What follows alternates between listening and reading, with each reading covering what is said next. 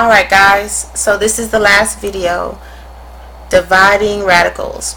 If you have 1 divided by the square root of 6, that is the same as 1 over the square root of 6. Write it like this. Write it as a fraction. Do not write it like this. No. Write it like this. Because what you have to realize when you are dividing a radical, you cannot have a radical in the denominator.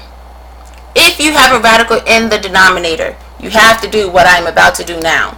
It does not matter which radical it is. It does not matter at all. If there's a radical in that denominator, pay attention. First step is always the same. See if you can simplify this. Can you simplify the square root of 6? You should know by now that you cannot. It's 3 times 2. It's already simplified. So, since you have 1 square root of 6, what you would do is multiply the numerator and denominator by that radical that's in your denominator.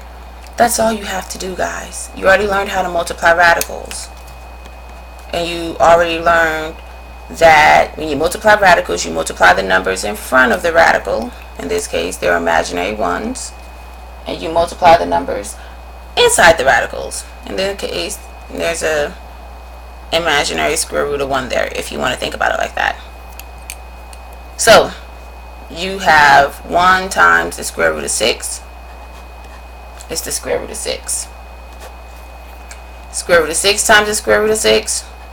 Square root of 36. What is the square root of 36? That's your answer.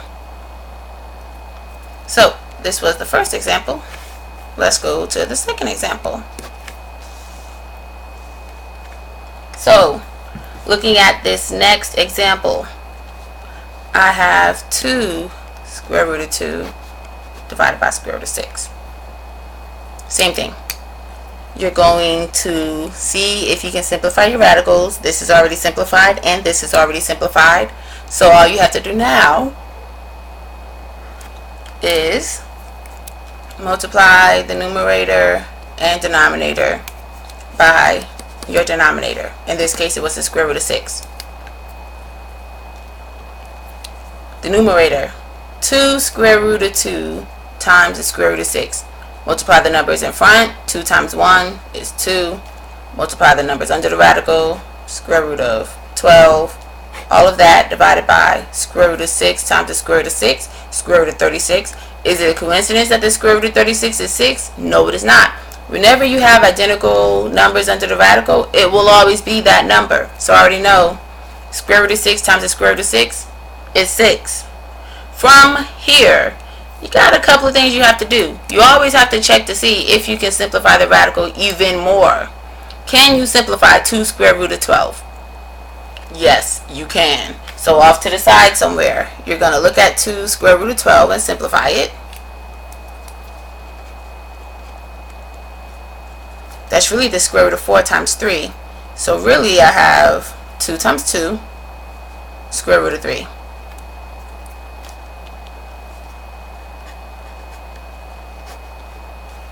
Then, once you try to simplify all your radicals, you see if you can simplify these coefficients. Yes, you can. There's a number that goes into both of these. You can divide both of these by 2. So your final answer, all simplified, because that's really what the instructions told you to do,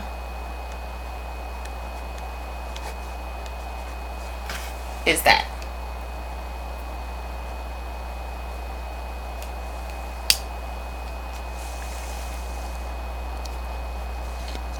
Okay guys, here's the last example. If you can do this example, you are golden. If you can do this example, you can do any problem I'm going to give you this year.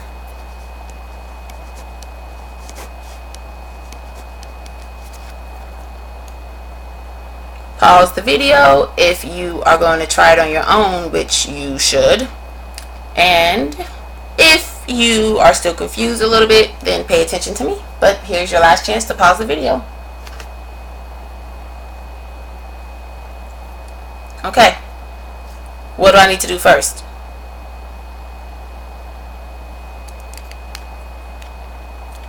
that is correct. If you said, I can't really hear you, so I'm hoping you knew to multiply the numerator and denominator by that denominator. Now, if you had a radical in the numerator but you had just a 5 here and you didn't have this square root of 10,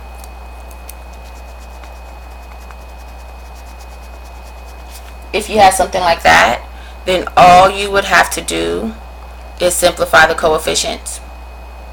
You don't have to multiply the numerator and denominator by 5. You don't have to do that, because the only reason why we're doing this is so that we can get a radical out of the denominator. If we don't have a radical in the denominator, then that's even better. Just go ahead and simplify it. But we do. We have a 10 there. So we have to multiply the numerator and denominator by that denominator. Okay, so 3 times 5, 5 times 10, 5 times 5, square root of 10 times square root of 10. I already told you it's identical, so you know it's going to be whatever that number is, 10. 10 times 10 is 100, so you'll really have the square root of 100. The square root of 100 is 10. Okay, see if you can simplify the radicals. Always see if you can simplify radicals. Yes, I'm going to go off to the side. Say 15 square root of 50. When I simplify that, 50 is 25 times 2. 25 is a perfect square root. So that's 5. So that's really 15 times 5 outside, and then I just have a square root of 2 inside. 15 times 5, 75. I still have my square root of 2 over 250. 25 times 10. From there, what do? That would also be correct, assuming you were correct, because again, I can't hear you. But yes, I'm assuming you remember that the last step is to see if you can simplify the coefficients.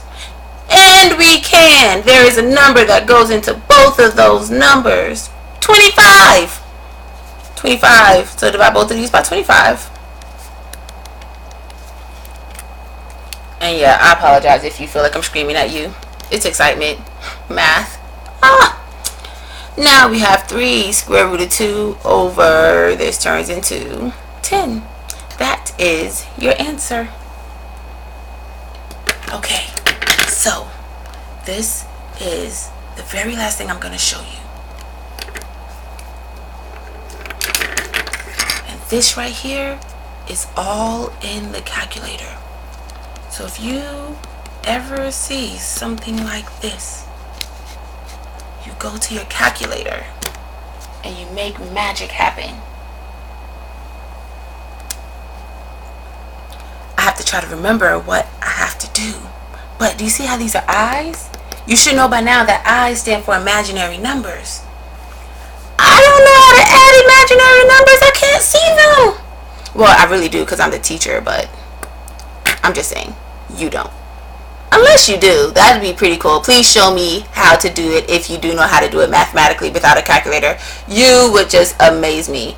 And possibly / definitely earn some candy. Alright, but if you don't, and I'm not expecting anyone to know how to do this, what you do is, give me a second, you go to mode. Right here, I just hit this mode button right here. And in mode, right under here somewhere, you'll find something that says real. We're working in the real number system. Numbers you can see. But I cannot see imaginary numbers. So I'm going to actually go down and change it from real to A plus BI. I know you can't really see my calculator screen, but look on your calculator, listen to what I'm saying, and do it. So once you get it to blank on A plus BI, like I have it right here, you're going to go ahead and hit enter. And now, real is no longer highlighted. A plus BI is. So hit second, quit. And then, all of a sudden, you can use your imaginary numbers. There is an I on your calculator. Find it.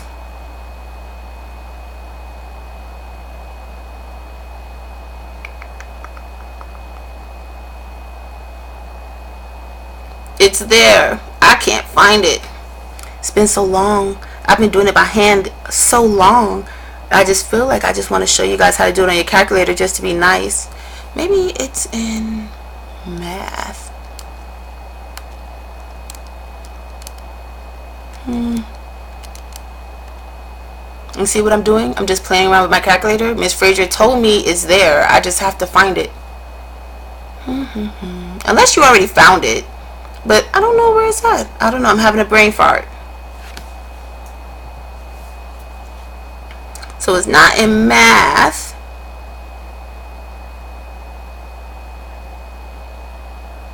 Oh, I could have swore it was a button. Oh, it's right here. I see it. Right here. See my eye? It's blue, so you gotta hit the second button in order to get it. But if you hit second, this button right here, look. I appears in your calculator. So I have I cubed plus I second to the 6th. And it tells me the answer. My answer is -1 minus I. So yes, this is me being nice. If you know how to do it mathematically, and that's the way I had to do it. Get it? I had to do it. If you know how to do it mathematically, then show me. I'd be impressed. I'd be impressed. What am I going to do with myself? I don't know. But yeah, that's how you do it in the calculator. So quickly, just because I had a brain fart, it might be confusing to you. First thing you have to do, go to mode. Go to mode, change it to A plus BI. Once you change it to A plus BI, hit second quit. Once you hit second quit, the I button is right here. It says I. So you hit the second button and you hit the I button and I appears there. And you just basically put it in however they tell you, and it tells you the answer perfectly. No confusion about it. Good luck, my friends. Go through this video, try the 3 examples, and even this 4th one that was just extra. And good luck.